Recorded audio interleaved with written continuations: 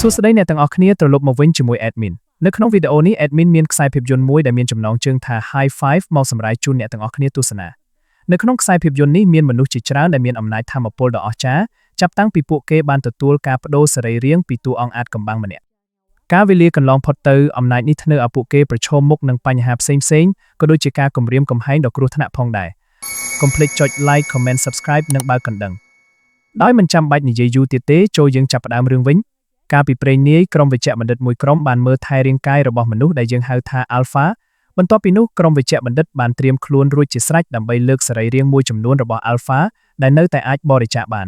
ននៅក្នុងស្ថានភាពនេះពួកគេបានឃើញស្នាមសាក់ចម្លែកមួយនៅលើកដៃរបស់ Alpha បន្ទាប់ពីមួយរយៈបុគ្គលិកពេទ្យមានការភ័យខ្លាចក្នុងការឃើញរាងកាយរបស់ Alpha ប្រែជាយឺតមួយសន្ទុះក្រោយមកមានក្មេងស្រីជំទង់ម្នាក់ឈ្មោះ Wanso ដែលបានទទួលការវះកាត់បដូរបេះដូងគ្រូពេទ្យមានការភ្ញាក់ផ្អើលព្រោះ Wanso មិនបានជួបប្រទះផលប៉ះពាល់នៃការបដូរសរីរាង្គដូចជាការក្អួតនោះទេបន្ទាប់ពីបញ្ចប់ការព្យាបាលនៅមន្ទីរពេទ្យ Wanso បាននិយាយជាមួយឪពុករបស់នាងឈ្មោះ Jongmin វាបានបង្ហាញថាជីតានិងម្ដាយរបស់ Wanso បានស្លាប់ដោយសារជំងឺបេះដូងទន្ទឹមនឹងនេះ Wanso មិនបានចូលរៀនយូរមកហើយដោយសារតែជំងឺដដែលនេះទោះបីជា Wanso ទទួលបានបេះដូងថ្មីហើយមានសុខភាពល្អក៏ដោយ Jongmin នៅតែហាមឃាត់កូនស្រីរបស់គាត់មិនឲ្យធ្វើសកម្មភាពធ្ងន់ៗដើម្បីរក្សាបេះដូងរបស់នាងក្រៅពីនេះ Jongmin មានការភ្ញាក់ផ្អើលនៅពេលឃើញរូបភាពដែលស្រដៀងនឹងស្នាមសាក់នៅលើកដៃរបស់ Wanso នៅទីបំផុតពួកគេជឿថាស្នាមសាក់នោះគឺជាផលប៉ះពាល់នៃការវះកាត់បន្ទាប់ពីនោះ Wanso បានឃើញសកម្មភាពរបស់ Jongmin ជាគ្រូបង្រៀន Taekwondo បន្ទាប់មក Jongmin បានហាមឃាត់ Wanso មិនឲ្យលេងកីឡាធ្ងន់ៗដើម្បីសុខភាពបេះដូងរបស់គាត់វាបានបង្ហាញថា Wanso ពិតជាចូលចិត្ត Taekwondo រហូតដល់គាត់បានឈ្នះការប្រកួតជាច្រើនទោះជាយ៉ាងណាក៏ដោយ Wanso ត្រូវឈប់បន្តការរៀនសូត្រអំពីចំណេះដឹងអំពីការការពារខ្លួនព្រោះគាត់មានជំងឺបេះដូងដោយមានអារម្មណ៍ថារាងកាយរបស់នាងឥឡូវនេះមានសុខភាពល្អ Wanso បានព្យាយាមធ្វើបច្ចេកទេស Taekwondo ដោយមិនចាំបាច់ឲ្យ Jongmin ដឹងជាលទ្ធផល Wanso បានរកឃើញថាខ្លួនមានកម្លាំងរាងកាយលើសពីមនុស្សធម្មតានៅទីបំផុត Wanso បានលាក់រឿងនេះពី Jongmin ដើម្បីការពារបញ្ហាបន្ទាប់មកនៅពេលដែលនាងមិននៅជាមួយឪពុករបស់នាង Wanso បានសាកល្បងរាងកាយរបស់នាងព្រោះគាត់នៅតែចង់ដឹងចង់ឃើញអំពីកម្លាំងរបស់គាត់នៅពេលនេះ Wanso មានសមត្ថភាពរត់និងលោតបានលើសពីមនុស្សធម្មតាពេលនោះ Wanso អាចទល់យានជំនិះដែលស្ទើរតែក្រឡាប់ដោយសារតែសកម្មភាពរបស់នាងឥឡូវនេះ Wanso ព្យាយាមហ្វឹកហ្វាត់ដើម្បីធ្វើឲ្យប្រកាសថានាងជាម្ចាស់នៃកម្លាំងដ៏អស្ចារ្យបន្ទាប់ពីនោះសកម្មភាពរបស់ Wanso បានធ្វើប្រើថាមពលក្នុងល្បឿនលឿនខ្លាំងដែលថតបានដោយកាមេរ៉ារហូតដល់វីដេអូនេះរីករាលដាលពាសពេញពិភពតំបន់បន្ទាប់ពីវីដេអូនេះត្រូវបានបង្ហោះបុរសម្នាក់ឈ្មោះ Ji Sang បានមើល Wanso ទោះជាយ៉ាងណាក៏ដោយមិនយូរប៉ុន្មានបន្ទាប់ពីសកម្មភាពនេះបានចាប់ផ្ដើម Wanso ត្រូវបានព្យាយាមតាមដានដោយ Ji Sang តែនាងក៏បានដឹងហើយចាប់គាត់បានបន្ទាប់មកពួកគេអាចផ្សះផ្សាគ្នាបានបន្ទាប់ពី Ji Sang បញ្ជាក់ថាគាត់គ្មានចេតនាអាក្រក់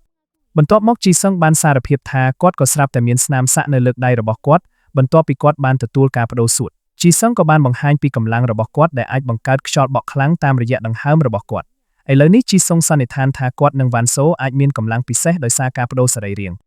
គបើគ្មានចំណេះដឹងពីពួកគេទេសរីរាង្គនោះពិតជាមកពីរាងកាយរបស់ Alpha ដោយពិចារណាលើចំនួនសរីរាង្គដែលអាចបដូរបានច្រើនជាងមួយ Ji Sang និង Wanso បានចាប់ផ្ដើមស្វែងរកម្ចាស់កម្លាំងពិសេសផ្សេងទៀតដែលក៏បានទទួលការបដូរសរីរាង្គពីមនុស្ស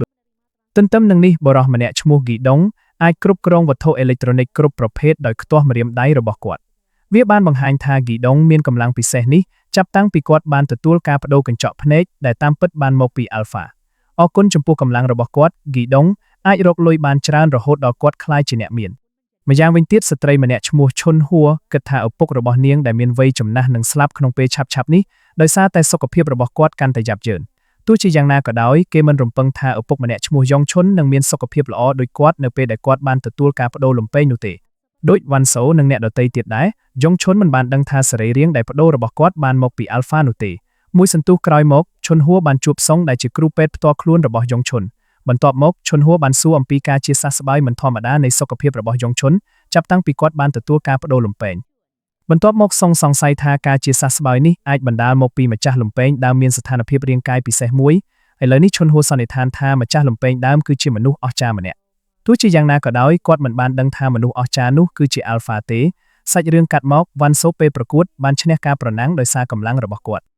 ់បន្ទាប់មកនៅពេលដែល Wanso និង Ji Sang បានជួបគ្នាមានអ្នកលក់ទឹកដោះគោជូរម្នាក់ឈ្មោះ Sonyo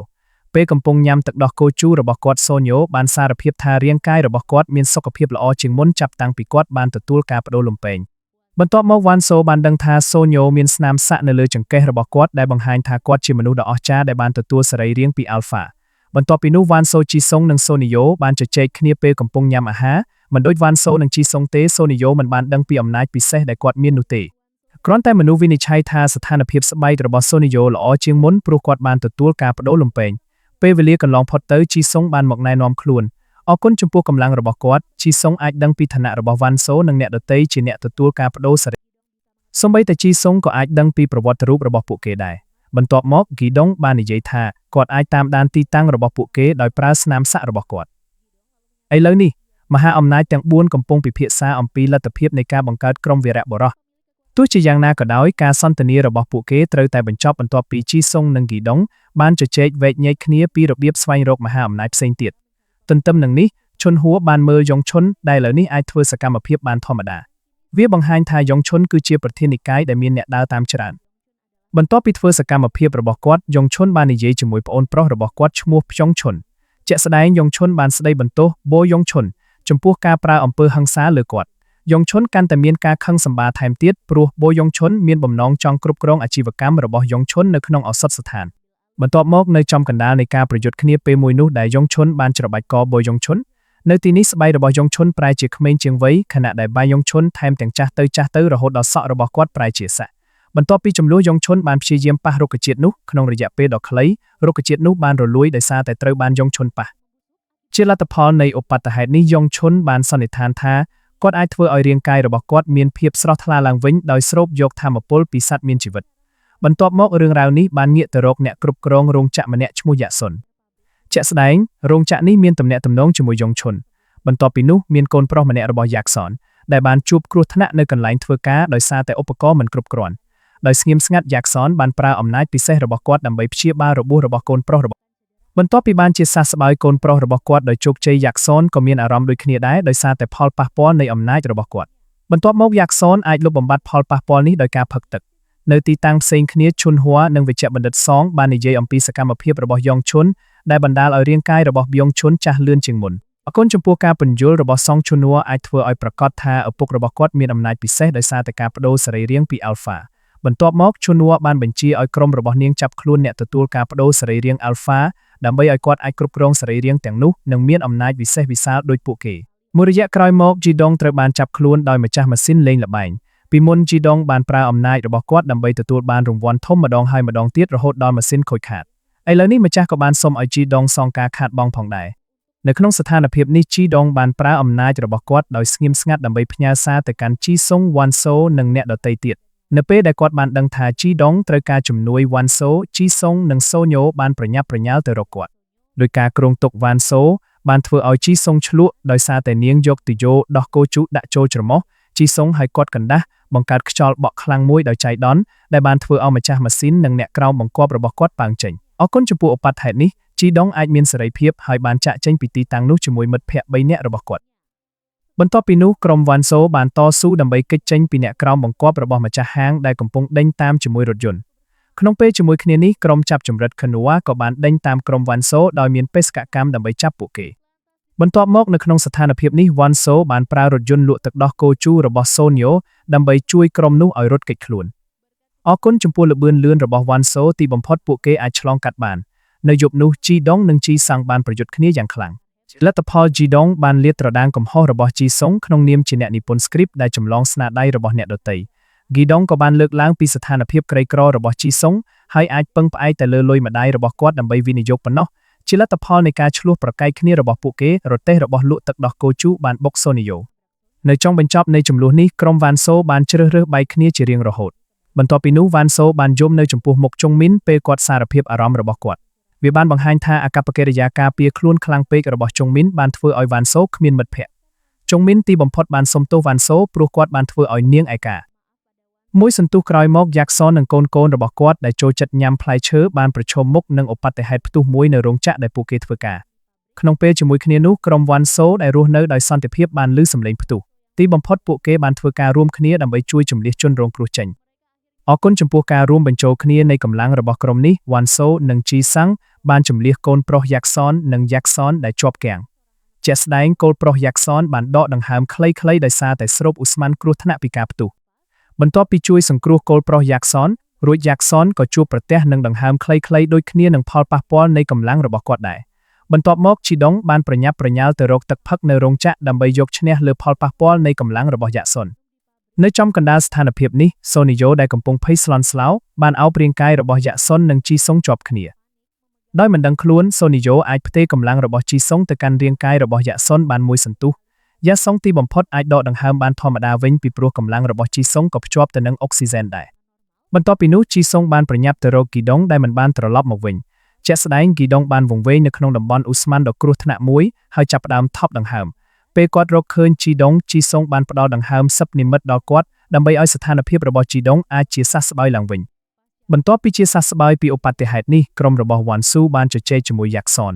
ជាក់ស្ដែងយ៉ាក់សនគឺជាអ្នកទទួលការបដូរបេះដូងពីអាល់ហ្វាទោះបីជាកម្លាំងរបស់យ៉ាក់សនពិតជាបានគ្របដណ្ដប់លើរបួសនិងការឈឺចាប់របស់អ្នកដទៃក៏ដោយយ៉ាក់សនក៏បានធានាថាស្ថានភាពរបស់គាត់នឹងវិលមករកភាពធម្មតាវិញប្រសិនបើគាត់ផឹកទឹកនៅថ្ងៃបន្ទាប់យ៉ងឈុនបានជួបយ៉ាក់សនពីទីនោះយ៉ងឈុនបានដឹងអំពីឋានៈរបស់យ៉ាក់សនជាអ្នកទទួលការបដូរបេះដូងពីអាល់ហ្វាបន្ទាប់មកយ៉ាក់សនបានបង្ហាញថារូបរាងរបស់យ៉ងឈុនកាន់តែងាយស្រួលមើលឃើញចាប់តាំងពីគាត់បានទទួលការបដូរសរីរាង្គបន្ទាប់ពីដឹងអំពីរឿងនេះយ៉ងឈុនចាប់អារម្មណ៍យ៉ាងស្ងៀមស្ងាត់ចំពោះកម្លាំងរបស់យ៉ាក់សន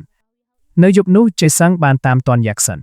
ជាក់ស្ដែងយ៉ងឈុនមានបំណងចង់យកផ្នែកមួយនៃសរីរាង្គបេះដូងរបស់យ៉ាក់សុនដើម្បីឲ្យគាត់អាចមានកម្លាំងដូចយ៉ាក់សុនតាមបញ្ជារបស់យ៉ងឈុនក្រុមរបស់លោកវេជ្ជបណ្ឌិតសុងបានធ្វើការវះកាត់យកផ្នែកមួយនៃសរីរាង្គបេះដូងរបស់យ៉ាក់សុនចេញហើយបន្ទាប់មកបានបដូរវាទៅរាងកាយរបស់យ៉ងឈុន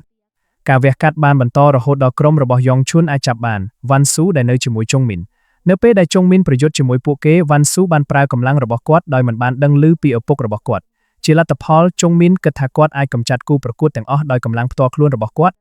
ទន្ទឹមនឹងនេះជីសុងគីដុងនិងសូនីយ៉ូត្រូវបានដាក់នៅក្នុងបន្ទប់ពិសេសមួយបន្ទាប់ពីត្រូវបានក្រុមរបស់ឈុនវ៉ាចាប់ខ្លួនបានម្យ៉ាងវិញទៀតឈុនហួរខឹងនឹងសុងដែលជ្រើសរើសចូលខាងយ៉ងឈុនមិនថាគាត់ចង់ឬអត់ទេឈុនហួរត្រូវបោះបង់ចោលមហិច្ឆតារបស់គាត់ក្នុងការទទួលយកសរីរាង្គរបស់អ្នកទទួលការបដូរសរីរាង្គហើយមានកម្លាំងដូចពួកគេនៅថ្ងៃបន្ទាប់ឈុនហួរមានការភ្ញាក់ផ្អើលនៅពេលឃើញរាងកាយរបស់យ៉ងឈុនបានផ្លាស់ប្ដូរទាំងស្រុងទៅជាក្មេងជាងវ័យយើងក៏អាចយល់បានដែរថាការផ្លាស់ប្ដូររាងកាយរបស់យ៉ងឈុនគឺជាឥទ្ធិពលនៃការដណ្ដើមយកសរីរាង្គបេះដូងមួយចំនួនរបស់យ៉ាក់សុននៅកណ្ដាលភាពឯកោរបស់គាត់យ៉ងឈុនស្រាប់តែបោះខ្លួនឯងចូលទៅក្នុងវិមាត្រមួយផ្សេងទៀតហើយប្រឈមមុខនឹងសត្វចម្លែកមួយដែលហាក់ដូចជាអាល់ហ្វាយ៉ងឈុនទីបំផុតអាចត្រឡប់ទៅពិភពពិតវិញបន្ទាប់ពីគាត់អាចបញ្ឈប់ការវាយប្រហាររបស់អាល់ហ្វាបានបន្ទាប់ពីឧបទ្ទហេតុនោះយ៉ងឈុនស្រាប់តែទទួលបានមហាអំណាចដើម្បីឲ្យគាត់អាចកម្ចាត់កូនចៅរបស់គាត់បានយ៉ាងងាយស្រួលបន្ទាប់ពីនោះយ៉ងឈុនបានសម្រេចចិត្តចាប់គីដុងចេញមកដើម្បីដូរកញ្ចក់ភ្នែកមួយរបស់គីដុងនៅពេលបញ្ចូលចូលកន្លែងវះកាត់គីដុងបានផ្ទាត់ម្រាមជើងផ្ញើសារទៅវ៉ាន់ស៊ូអត់ដឹងចំណែកឯយ៉ងឈុនដោយពីមុនបន្ទាប់ពីវះកាត់បដូរសរីរាង្គហើយយ៉ងឈុនបានផ្សាំកញ្ចក់ភ្នែករបស់គីដុងទៅលើភ្នែកម្ខាងរបស់គាត់ចាប់តាំងពីពេលនោះមកយ៉ងឈុនអាចគ្រប់គ្រងឧបករណ៍អេឡិចត្រូនិកគ្រប់ប្រភេទដោយការខ្ទាស់ម្រាមដៃរបស់គាត់ដូចជាអំណាចរបស់គីដុងដែរបន្ទាប់ពីនោះគីដុងត្រូវបានគេដាក់នៅក្នុងបន្ទប់តែមួយជាមួយយ៉ាក់សុននៅទីនេះគីដុងត្រូវបានឈឺចាប់ពីព្រោះគាត់ត្រូវបាត់បង់កញ្ចក់ភ្នែកម្ខាងរបស់គាត់បន្ទាប់មកយ៉ាក់សុនបានសន្យាថានឹងព្យាបាលកញ្ចក់ភ្នែករបស់គីដុងប្រសិនបើស្ថានភាពអាចធ្វើទៅបានពេលវេលាកន្លងផុតទៅវ៉ាន់ស៊ូបានទទួលសារមួយដែលបង្ហាញពីទីតាំងរបស់គីដុងរួមជាមួយជុងមីនវ៉ាន់ស៊ូបានប្រញាប់ប្រញាល់ទៅកាន់ទីតាំងគោលដៅដើម្បីជួយសង្គ្រោះគីដុងនិងមិត្តភ័ក្តិរបស់គាត់ក្នុងពេលជាមួយគ្នានោះយ៉ងឈុនបានរៀបចំព្រឹត្តិការណ៍ដ៏ធំមួយដើម្បីបង្ហាញរូបរាងថ្មីរបស់គាត់នៅចំពោះមុខអ្នកគាំទ្រនៃនិកាយយ៉ងឈុនក៏អាចយកអំណាចពិសេសរបស់ដើម្បីព្យាបាលសមាជិកនៅទីនោះបានយ៉ាងជោគជ័យនិងអាចឈ្នះលើផលប៉ះពាល់នៃអំណាចរបស់គាត់ដោយការផឹកទឹកដោយយ៉ាក់សុនដែរឥឡូវនេះអ្នកដើរតាមទាំងអស់សរសើរយ៉ងឈុនថាជាព្រះមិនយូរប៉ុន្មានយ៉ងឈុនបានកត់សម្គាល់ឃើញវត្តមានរបស់វ៉ាន់ស៊ូកាន់តែខិតជិតមកដល់ជាក់ស្ដែងយ៉ងឈុនអាចធ្វើបែបនេះបានពីព្រោះគាត់មានសមត្ថភាពបញ្ឆោតមនុស្សអស្ចារ្យម្នាក់ពីគីដុងបន្ទាប់ពីនោះជុងមីនប្រុងចូលទៅវាយប្រហារយ៉ងឈុនតែត្រូវយ៉ងឈុនវាប៉ើងតែជុងមីនក៏ត្រូវវ៉ាន់ស៊ូបានជួយសង្គ្រោះផងដែរបន្ទាប់មកយ៉ងឈុនអាចស្ដារការវាយប្រហាររបស់គាត់ឡើងវិញដោយផឹកទឹកជាក់ស្ដែងវ៉ាន់ស៊ូបានដឹងថាយ៉ងឈុនមានអំណាចដូចគ្នានឹងយ៉ាសុងនិងគីដុងវ៉ាន់ស៊ូក៏បានបញ្ឈប់យ៉ងឈុនពីការចាប់ជុងមីនពីព្រោះគាត់ដឹងថាយ៉ងឈុនអាចស្រូបយកថាមពលជីវិតរបស់គោលដៅរបស់គាត់បន្ទាប់ពី2-3វិនាទីសូនីយ៉ូនិងជីសុងដែលបានរត់គេចខ្លួនទីបំផុតអាចជួបវ៉ាន់ស៊ូនៅពេលដែលស្ថានភាពចាប់ផ្ដើមកាន់តែតានតឹងឡើងវ៉ាន់ស៊ូបានជួយសង្គ្រោះជុងមីនពីការវាយប្រហាររបស់យ៉ងឈុនបន្ទាប់មកពួកគេបានប្រយុទ្ធគ្នាយ៉ាងស្វិតស្វាញព្រោះពួកគេមានអំណាចស្មើគ្នា នៅពេលដែលមានគម្លាតជីសុងបានកំចាត់យងឈុនដោយខ្យល់បក់ខ្លាំងដែលខ្លាំងជាងធម្មតាជាក់ស្ដែងរឿងនេះអាចកើតឡើងដោយសារតែសូនីយ៉ូបានផ្ទេរអំណាចរបស់វ៉ាន់ស៊ូជាបណ្ដោះអាសន្នទៅឲ្យជីសុងខណៈពេលដែលពួកគេកំពុងកាន់ដៃគ្នាបន្ទាប់ពីជាសះស្បើយយងឈុនអាចវាយវ៉ាន់ស៊ូឲ្យខ្ទាត់ទោឆ្ងាយនិងបញ្ចប់ការតស៊ូរបស់ជីសាំងហើយចាប់ផ្ដើមពិនិត្យមើលសូនីយ៉ូនៅពេលនោះយងឈុនអាចដឹងថាអំណាចរបស់សូនីយ៉ូគឺដើម្បីផ្ទេរមហាអំណាចពីរូបកាយមួយទៅរូបកាយមួយទៀតតាមរយៈឥឡូវនេះយងឈុនមើលឃើញអំណាចរបស់សូនីយ៉ូជាផ្លូវកាត់ដើម្បីទទួលបានមហាអំណាចដែលគាត់មិនទាន់មានបន្ទាប់មកយងឈុនបានបញ្ជាឲ្យសូនីយ៉ូផ្ទេរអំណាចរបស់វ៉ាន់ស៊ូនិងជីសុងទៅឲ្យយងឈុនពីព្រោះយងឈុនមិនទាន់បានយកសរីរាង្គរបស់ពួកគេនៅឡើយទេប្រសិនបើសូនីយ៉ូបដិសេធយងឈុននឹងសម្លាប់មិត្តភ័ក្តិរបស់គាត់នៅក្នុងស្ថានភាពនេះវ៉ាន់ស៊ូបានវាយប្រហារយងឈុននៅពេលដែលការចាប់អារម្មណ៍របស់គាត់ត្រូវបានបង្វែរដោយគីដុងនិងយ៉ាក់សុនដែលបានរត់គេចខ្លួនអរគុណចំពោះសកម្មភាពរបស់វ៉ាន់ស៊ូសូនីយ៉ូអាចបដិសេធបញ្ជារបស់យងឈុនបន្ទាប់ពីនោះបេសកកម្មចម្បងរបស់យងឈុនគឺការពាររាងកាយវ័យក្មេងរបស់គាត់និងក្លាយជាព្រះដ៏អស់កលល្អប់ជានិច្ចនេះជាមូលហេតុដែលយងឈុនចង់ដណ្ដើមអំណាចរបស់វ៉ាន់ស៊ូនិងអ្នកដទៃទៀតដើម្បីការពារក្រុមរបស់គាត់វ៉ាន់ស៊ូបានប្រយុទ្ធជាមួយយងឈុនម្ដងទៀតនៅពេលដែលវ៉ាន់ស៊ូជួបបញ្ហាគីដុងបានប្រើអំណាចរបស់គាត់ដើម្បីទម្លាក់វត្ថុធ្ងន់ៗជាច្រើនឆ្ពោះទៅរកយងឈុនទោះបីជាវាទទួលបានជោគជ័យក្នុងការធ្វើឲ្យយងឈុនអស់កម្លាំងក៏ដោយការវាយប្រហាររបស់គីដុងក៏បានបណ្ដាលឲ្យខូចខាតយ៉ាងធ្ងន់ធ្ងរដល់ទីតាំងនោះផងដែរទោះបីជាមានអ្វីកើតឡើងក៏ដោយយងឈុនអាចក្រោកឡើងម្ដងទៀតហើយបញ្ឈប់ការតស៊ូរបស់ក្រុមវ៉ាន់ស៊ូបន្ទាប់មកយងឈុនបានបញ្ជាឲ្យសូនីយ៉ូផ្ទេរអំណាចរបស់វ៉ាន់ស៊ូនិងជីសុងដើម្បីបញ្ច្រាស់ស្ថានភាពសូនីយ៉ូបានធ្វើល្បិចមួយដែលទទួលបានជោគជ័យក្នុងការផ្ទេរអំណាចមួយចំនួនរបស់យងឈុនទៅកាន់រាងកាយរបស់វ៉ាន់ស៊ូដើម្បីឲ្យវ៉ាន់ស៊ូអាចក្រោកឡើងម្ដងទៀតពីទីនោះវ៉ាន់ស៊ូបានប្រយុទ្ធម្ដងទៀតរហូតដល់ទីបំផុតគាត់អាចបញ្ឈប់យងឈុនបានបន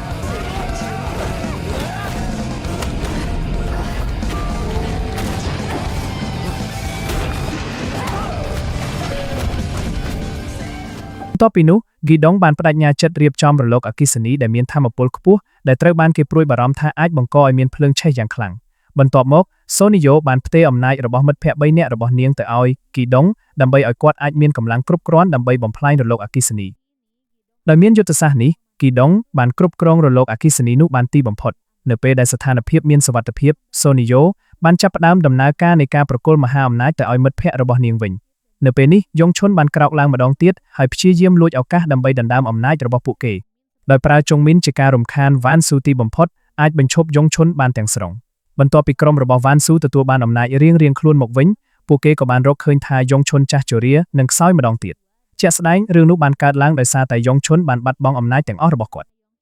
បន្ទាប់មកជីដុងបានផ្ទេរយងឈុនត្រឡប់ទៅលើឆាកវិញជាការដាក់ទណ្ឌកម្មចំពោះសកម្មភាពរបស់គាត់ជាមួយនឹងស្ថានភាពបច្ចុប្បន្នរបស់គាត់យងឈុនមានអារម្មណ៍ខ្មាស់អៀនយ៉ាងខ្លាំងនៅពេលដែលគាត់បានបង្ហាញខ្លួននៅចំពោះមុខអ្នកដើរតាមរបស់គាត់ពេលស្ថានភាពវិលមករកភាពប្រក្រតីវិញក្រុមរបស់វ៉ាន់ស៊ូបានសម្រាកមួយរយៈពេលខ្លីដើម្បីជជែកគ្នាទីបំផុតពួកគេមានគំនិតបង្កើតក្រុមវីរបុរសមួយក្រុមដែលមានឈ្មោះថា High Five ហើយខ្សែភាពយន្តនេះក៏ចប់ដែរនេះហើយបងប្អូនសាច់រឿងទាំងមូលនៃភាពយន្ត High Five ដែលបានចេញផ្សាយនៅឆ្នាំ2025សូមអរគុណច្រើនសម្រាប់ការទស្សនារឿងនេះហើយជួបគ្នានៅរឿងបន្ទាប់លាហើយបងប្អូន